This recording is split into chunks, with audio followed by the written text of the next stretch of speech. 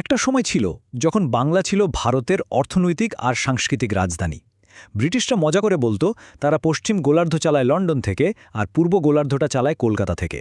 ভাবা যায়, স্বাধীনতার সময় মানে ১৯৪৭-এ ভারতের মোট শিল্প উৎপাদনের ২৭% আসত একাই বাংলা থেকে। কিন্তু আজ সেই বাংলা বিনিয়োগকারী বা নিজের রাজ্যের তরুণদেরই আর ধরে রাখতে পারছে না। এটা একসময়ের এক টাইটানের পতনের গল্প। দেখুন, শুধু যে ২০০ বছর আগের কথা বলছি তা কিন্তু নয়। স্বাধীনতার সময়েও বাংলা ছিল ভারতের শিল্পায়নের অন্যতম প্রধান কেন্দ্র।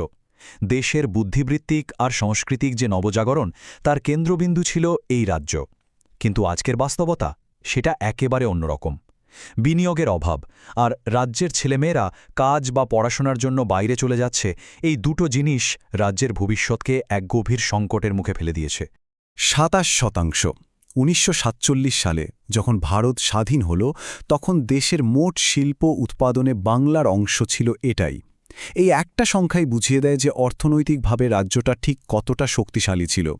বোম্বাই প্রদেশকে যদি বাদ দেওয়া যায়, যার মধ্যে মহারাষ্ট্র আর গুজরাট দুটোই ছিল, তাহলে বাংলাই ছিল ভারতের সবচেয়ে শিল্পোন্নত অঞ্চল। এই গ্রাফটার দিকে একবার তাকান। ১৯৪৭ সালের সেই ২৭% থেকে আজ সেটা কমে এসে দাঁড়িয়েছে ৪%-এরও নিচে। এই যে বিশাল পতনটা দেখছেন, এটা শুধু কয়েকটা সংখ্যা নয়, এটা একটা রাজ্যের অর্থনৈতিক মেরুদণ্ড ভেঙে পড়ার একটা করুণ গল্প বলছে। তাহলে আসল প্রশ্নটা হলো যে এমনটা ঘটল কি করে? একসময়ের এই শক্তিশালী রাজ্যের পতনের পেছনে কারণগুলো আসলে কি? চলুন এই বিষয়টা একটু গভীরে গিয়ে খোঁজার চেষ্টা করা যাক। সবকিছু শুরু হয়েছিল স্বাধীনতার ঠিক পরেই। প্রথম ফাটলগুলো তখনই দেখা দেয়। কিছু এমন ধাক্কা লাগে যা বাংলার অর্থনৈতিক ভিত্তিকে শুরুতেই বেশ কিছুটা দুর্বল করে দিয়েছিল। প্রথম ধাক্কাটা ছিল দেশভাগ। বাংলার পাটের কলগুলো তো এপারেই থেকে গেল, কিন্তু কাঁচামালের যে উৎস মানে বেশিরভাগ পাট চাষের জমি, সেটা চলে গেল পূর্ব পাকিস্তানে, মানে আজকের বাংলাদেশে। আর দ্বিতীয় বড় ধাক্কাটা এলো ১৯৫২ সালে কেন্দ্রীয় সরকারের একটা নীতির মাধ্যমে, যার নাম ফ্রেট ইকুয়ালাইজেশন পলিসি। এই নীতির ফলে খনিজ পদার্থ দেশের যে কোনো প্রান্তে একই দামে পৌঁছানোর ব্যবস্থা করা হয়।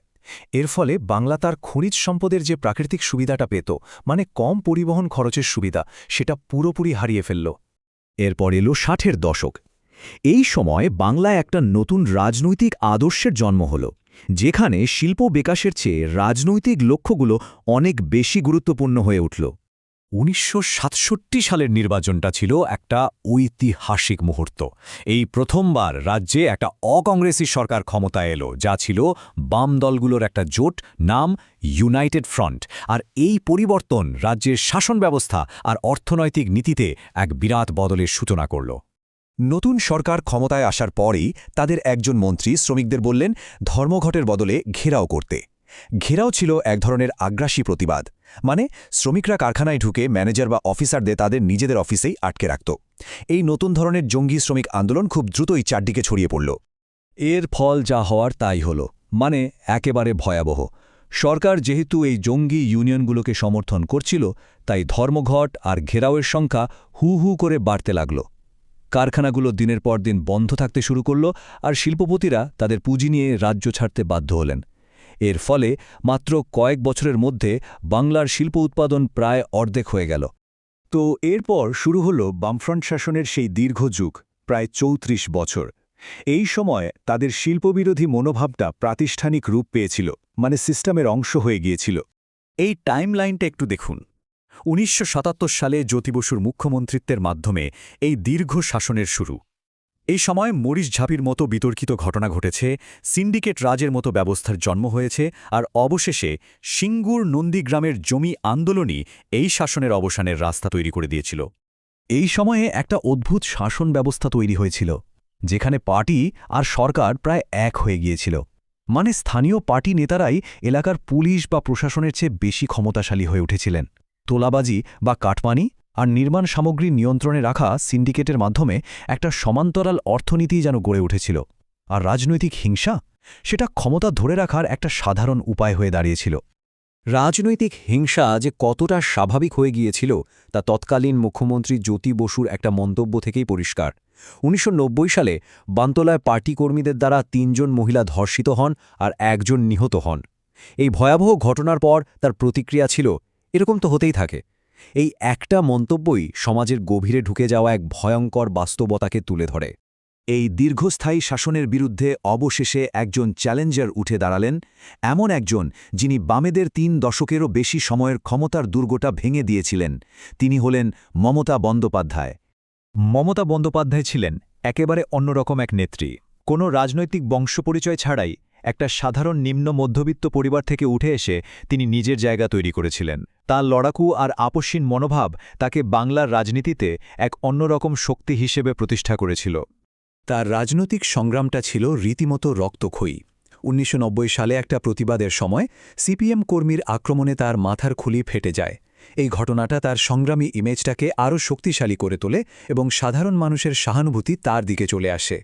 ১৯৯৩ সালে এক ধর্ষিতার জন্য ন্যায় বিচার চাইতে তিনি যখন মুখ্যমন্ত্রীর দপ্তর মানে রাইটার্স বিল্ডিংয়ে গিয়েছিলেন, তখন তাকে সেখান থেকে চুল ধরে টেনে বের করে দেওয়া হয়। সেই দিন তিনি একটা শপথ নিয়েছিলেন যে মুখ্যমন্ত্রী না হয়ে আর রাইটার্স বিল্ডিংয়ে পা রাখবেন না। এই প্রতিজ্ঞাটা তার অদম্য ইচ্ছা শক্তির একটা প্রতীক হয়ে ওঠে। বামফ্রন্ট সরকারের পতনের যে চূড়ান্ত কারণ, সেটা হয়ে দাঁড়ায় দুটো বিতর্কিত জমি অধিগ্রহণ প্রকল্প। এই ঘটনাগুলো সিঙ্গুর আর নন্দীগ্রামের জমিযুদ্ধ নামেই বেশি পরিচিত। নিজেদের শিল্পবিরোধী ইমেজ থেকে বেরিয়ে আসার জন্য তৎকালীন বুদ্ধদেব ভট্টাচার্যের সরকার রাজ্যে বড় শিল্প আনার একটা চেষ্টা করে। টাটা ন্যানো গাড়ির কারখানার মতো বড় প্রকল্পের জন্য তাদের কৃষি জমি অধিগ্রহণের দরকার হয়, আর এটাই এক ভয়াবহ সংঘাতের জন্ম দেয়।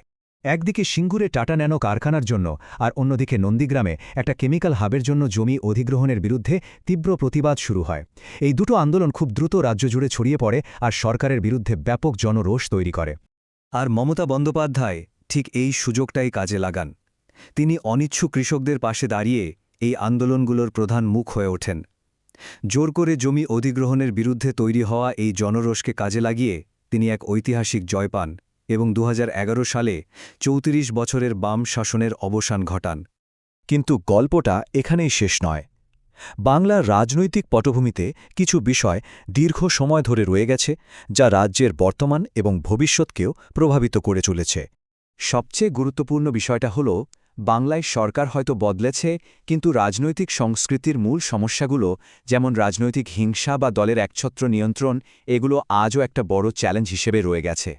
সবশেষে প্রশ্ন এটাই থেকে যায়, বাংলা কি তার অতীতের এই সংঘর্ষের উত্তরাধিকার থেকে বেরিয়ে এসে সত্যি একটা শান্তিপূর্ণ আর সমৃদ্ধ ভবিষ্যৎ নির্মাণ করতে পারবে?